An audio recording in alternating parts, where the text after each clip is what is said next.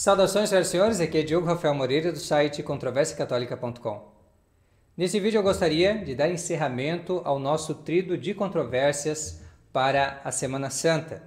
E aproveitando que estou gravando esse vídeo no domingo, gostaria de desejar a você uma feliz e abençoada Páscoa, assim como um santo e abençoado tempo pascal, com Cristo triunfante, ressuscitado, cheio de alegria e de paz e de esperança em Deus nosso Senhor.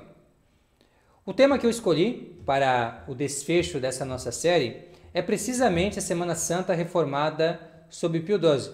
E isto por dois motivos. Primeiramente, porque o Seminário São José, se você ainda não sabia disso, o Seminário São José acaba de publicar um livro com esse título, A Semana Santa Reformada sob Pio XII, Breve Exame Crítico, que justamente comenta toda esta reforma da Semana Santa feita sob o pontificado do Papa Pio XII.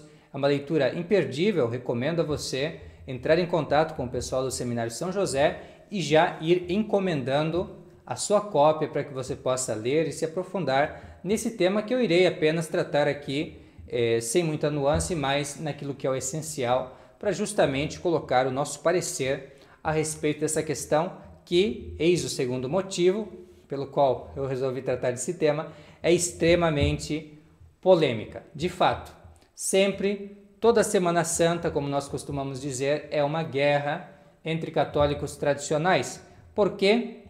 Porque nós temos duas coisas que parece que não combinam.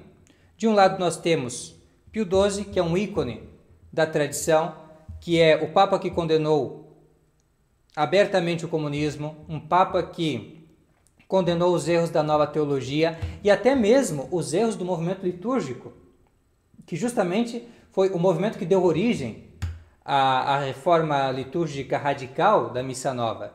Então, nós temos de um lado Pio XII, tradicional, e de um outro lado nós temos uma reforma litúrgica dentro do pontificado desse Papa.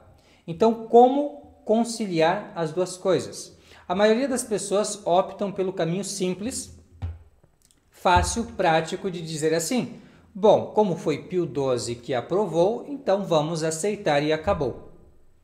Aceitam esse caminho e é um caminho legítimo.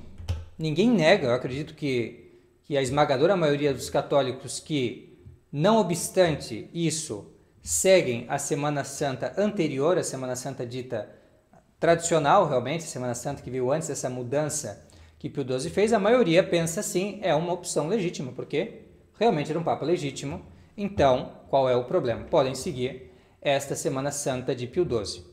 Contudo, dessas pessoas que seguem a Semana Santa de Pio XII, pelo apreço justificado que tem ao Papa Pio XII, e também por ele ser o Papa, afinal de contas, e ter justamente o poder de mudar a liturgia, como lhe parece melhor para a igreja, justamente essas pessoas dizem assim: vocês não podem, vocês, olha só, Diogo, pessoal do Seminário São José, Monsenhor Sembor, Monsenhor Dolan, os padres do Instituto Mater Boni Concili, e alguns outros, vocês não podem seguir essa Semana Santa tradicional anterior a essa reforma de Pio XII, porque Pio XII aboliu ela e acabou. Bem, a princípio, esta é realmente a resposta que ocorre. Porém, se você examina o que foi mudado nessa Semana Santa de 1955, e esse é um ponto, infelizmente, que eu não vejo as pessoas fazerem, as pessoas que defendem a observância exclusiva da Semana Santa de Pio XII, eu não vejo elas tentarem justificar, do ponto de vista dos ritos, das mudanças, tentar justificar então aquilo ali que foi mudado, mas nós vamos apenas dizer como foi o Papa que aceitou, que aprovou, então nós devemos aceitar. O problema, e é justamente isso que faz católicos, bons católicos, não seguirem essa Semana Santa de Pio XII, é que realmente ela introduz já mudanças que são paralelos com a Missa Nova. E isso é indiscutível, por uma série de razões, argumentos extremamente robustos, que não nos permitem hesitar em dizer isso. Existem paralelos incríveis entre Semana Santa de Pio XII e a Missa Nova. E é por isso que católicos que rejeitam a Missa Nova sentem-se na obrigação de rejeitar também essa reforma sob o Papa Pio XII. Simplesmente mostrando os ritos você já vai entender o que eu quero dizer. Eu vou falar para vocês algumas coisas que mudaram na Vigília Pascal.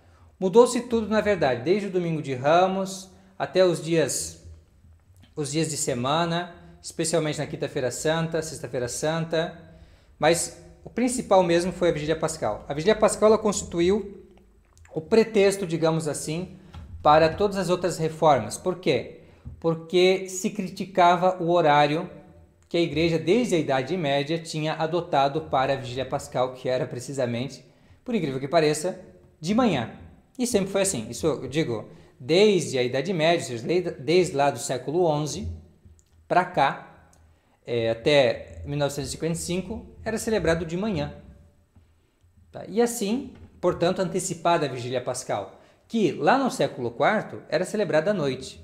Então havia essa observância na igreja e se criticava porque a liturgia antiga que é usada na Semana Santa, uma liturgia lá do século IV, falava nocteista, então esta noite, e nós estávamos lá de manhã, né, à luz do sol, então não ficava muito bem e eles disseram não, então tem que mudar. Só que eles aproveitaram essa mudança de horário da manhã para a noite e assim, digamos, restaurar a Semana Santa antiga para introduzir ritos novos, diminuir ritos antigos ou destruí-los completamente, para, enfim, fazer uma série de mudanças que tem muito a ver com aquilo que aconteceu uma década depois na Missa Nova. E aí fica aquela grande questão, se você aceitou essas mudanças na Semana Santa, por que você não pode aceitá-las também na Missa Nova? Então, qual que é o motivo pelo qual você rejeita a Missa Nova? Entende? Então, fica essa grande questão.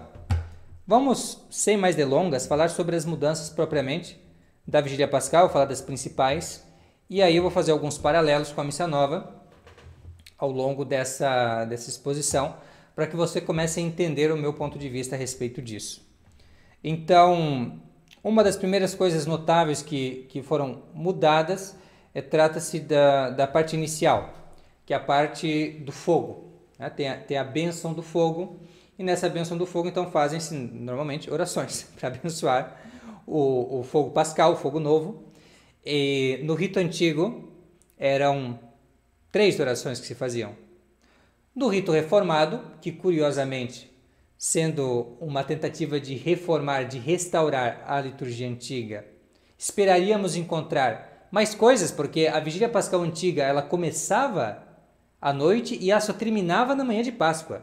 Era ininterrupto, ou seja, tinha muitas leituras, muitos salmos, muitas orações que eram feitas.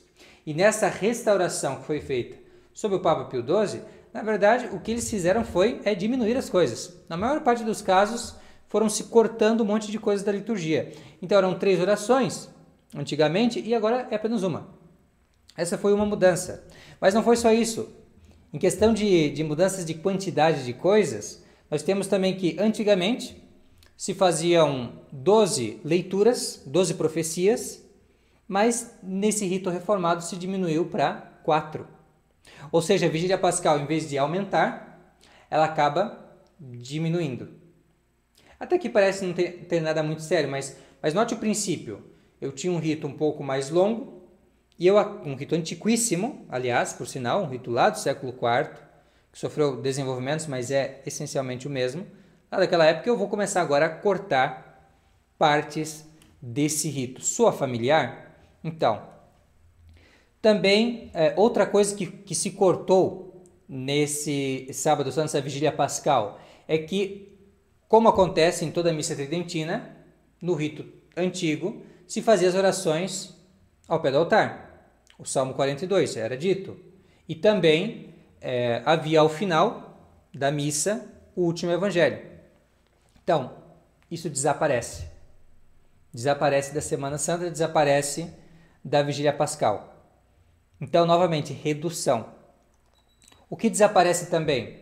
Desaparece também a serpentina. A serpentina é uma espécie de candelabro de 3 braços que simbolizava a Santíssima Trindade, que trazia o fogo à região do altar, né, que se chama coro, santuário, presbitério, isso vai depender da terminologia adotada, mas levava até o altar, digamos assim, até junto do círio pascal.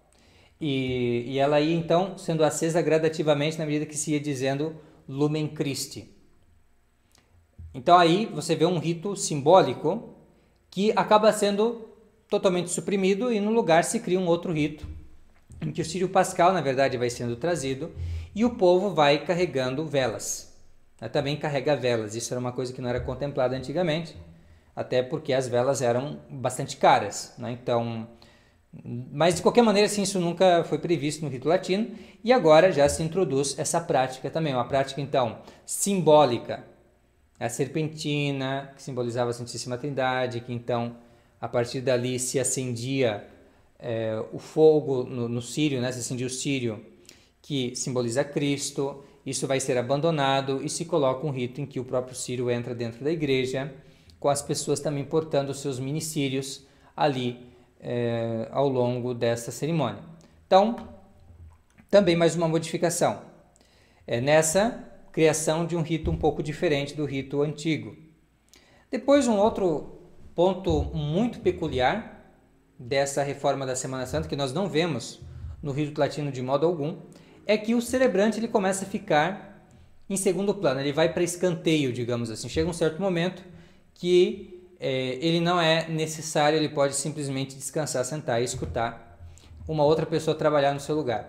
Então, no rito latino tradicional, o padre faz tudo. Ainda quando tem alguém que canta a epístola, que faz alguma coisa por ele, ainda assim ele lê toda a missa, faz todas as orações, independentemente, simultaneamente até. Está ali o diácono cantando a epístola, então, mas ele vai ler a epístola. Então isso é a prática milenar da igreja. A partir dessa reforma de Pio XII, o que acaba acontecendo, eles vão agora criar aquele padre que fica lá na sua cadeirinha, senta e escuta.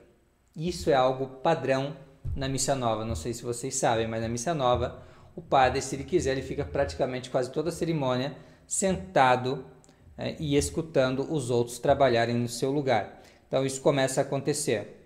Depois também a coleta, que é a oração primeira que se faz ali na missa, das orações previstas no próprio da missa, anterior à epístola, ela vai ser feita não mais no altar, como você vê em toda a missa tridentina, mas ela vai ser feita da cadeira. A cadeira antigamente não tinha significado, a cátedra não tinha significado nenhum na missa tradicional. Ela é apenas o lugar que o padre sentava-se para descansar, diferente da cátedra do bispo, que tem até um significado. Mas o padre não. O banquinho do padre lá era simplesmente para ele sentar e descansar enquanto o coro executava alguma coisa. Não é alguma coisa que ele já tinha lido também, não esqueçam disso. O padre ele lê tudo, o Kyrie, tudo. O coro ele pode cantar o que for, mas o padre também vai ler, vai fazer a parte dele. Então, nesse rito agora, o que vai acontecer é que em vez de fazer a oração no altar, diante de Deus, ele vai fazer a oração da cadeira. Isso é uma coisa que é universal na Missa Nova. Na Missa Nova tudo se faz a cadeira do presidente da Assembleia.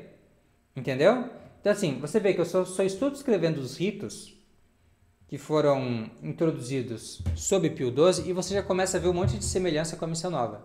E o seu escândalo será maior se você é uma pessoa como eu, que até protagonizou a Semana Santa de Paulo VI, Semana Santa da Missa Nova, que é muito parecida com isso aqui.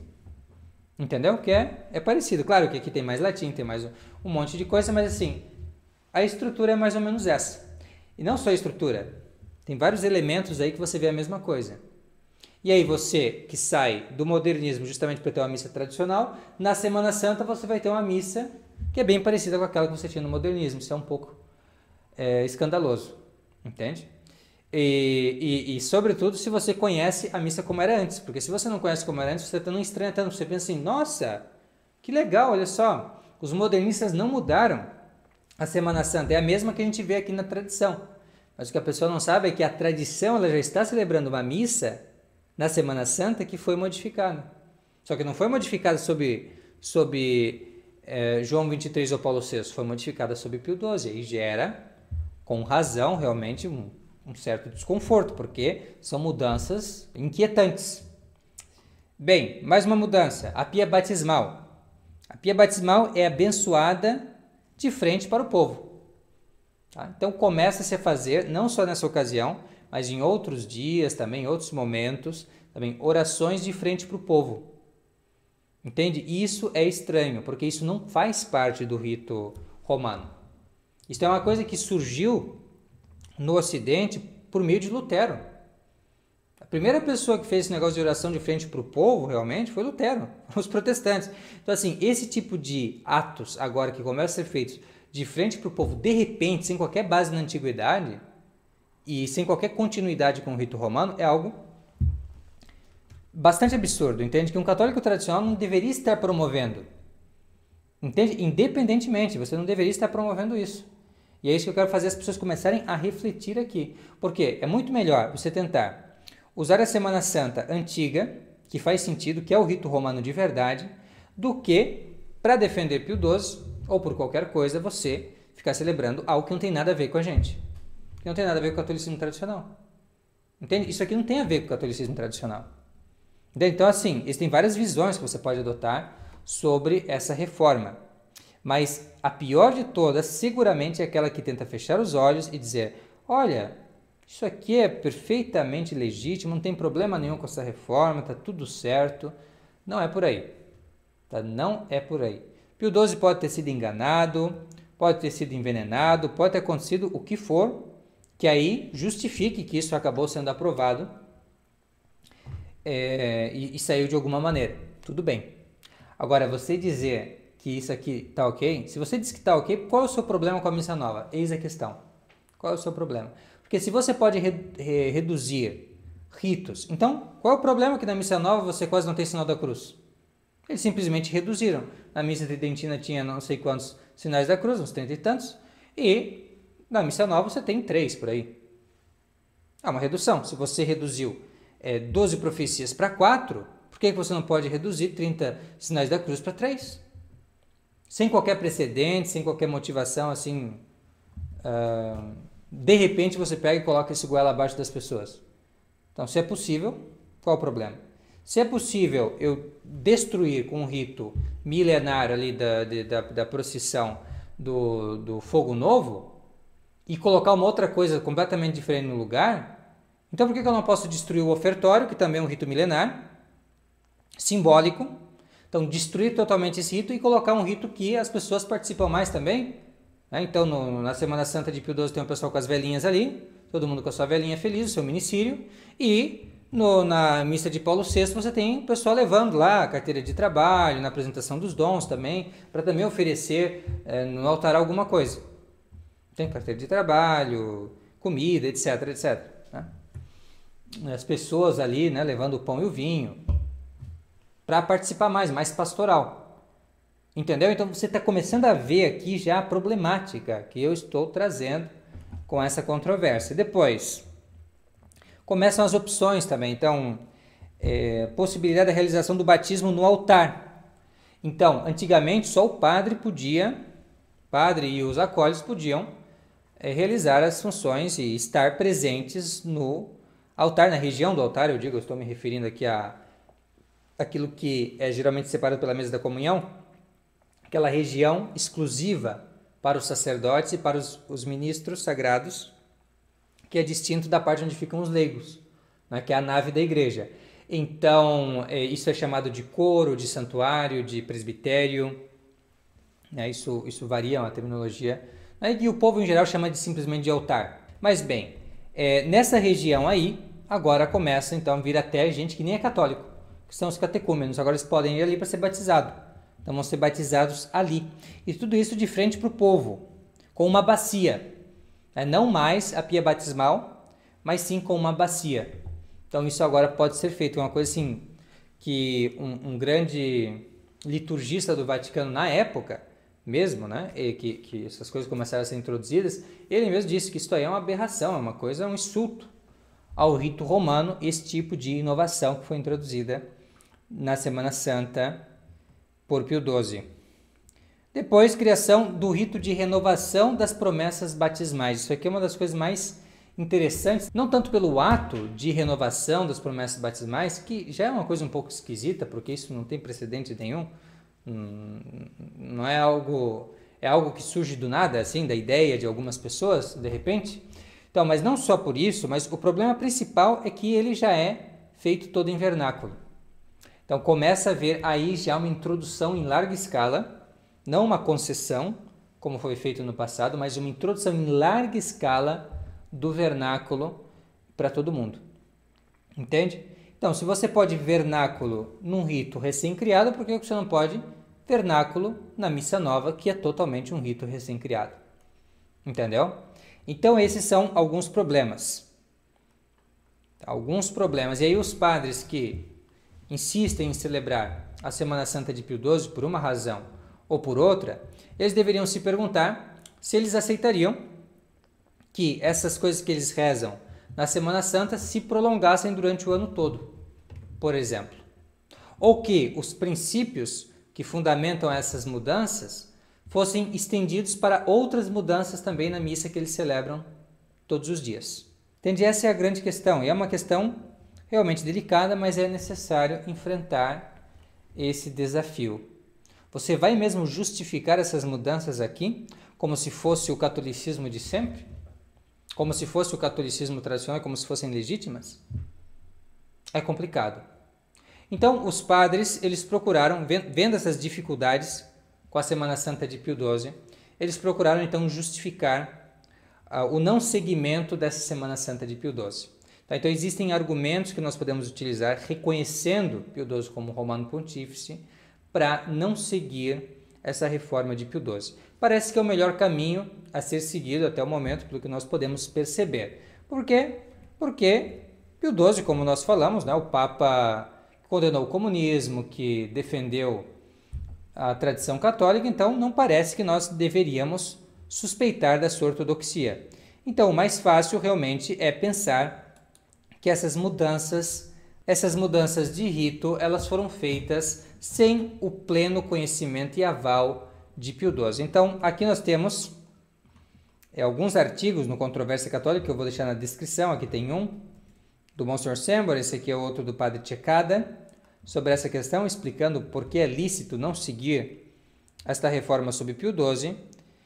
E depois também nós temos, além disso, uma consideração que nós podemos fazer sobre a própria natureza da reforma litúrgica. Porque se nós olhamos bem para o seu caráter contingente, ou seja, era uma reforma parcial dentro de uma reforma geral, e se nós olhamos bem para o seu paralelo com a Missa Nova hoje em dia, hoje que nós já temos a Missa Nova, que nós já sabemos o que as pessoas que estavam por trás dessa reforma tinham em mente, nós vamos entender perfeitamente que não há sentido em continuar celebrando uma missa de Semana Santa experimental que provavelmente, se fosse sucedido mais um Papa Católico, ele não permitiria que continuasse a celebração desta Semana Santa, que destoa daquilo que é o normal no rito romano tradicional. Há sempre aqueles que vão dizer que, como foi um rito aprovado pelo Papa, então ele é infalível. Bem, seguramente não, porque trata-se apenas de um decreto da Congregação dos Ritos, que é aquele documento Maxima Redemptionis Nostrae Mysteria. É um documento que foi aprovado pelo Papa, sim, mas ele não foi um documento que foi publicado em nome do próprio Papa, mas foi a Congregação dos Ritos que publicou, então ele não é um documento infalível. E, portanto, ele pode obrigar, até certas circunstâncias, desobrigarem. E é justamente isso que acaba acontecendo nesse nosso caso aqui. Então, é por esses motivos que nós não seguimos a Semana Santa modificada sob o Papa Pio XII, mas celebramos a Semana Santa tradicional, e é por isso que nós encorajamos também a frequência na Semana Santa sempre celebrada de acordo com as rubricas de São Pio X, não a Semana Santa de 1955 em diante. Por isso também nós recomendamos a leitura desse livro do Padre Riu, recomendamos também a leitura do livro Obra de Mãos Humanas, do Padre Antônio Cecada, que não só fala sobre essa questão de Semana Santa, mas também sobre outros temas relacionados à reforma litúrgica de uma forma geral. Está bem? Então é isso, muito obrigado pela sua atenção, fique com Deus e até a próxima. Tchau, tchau.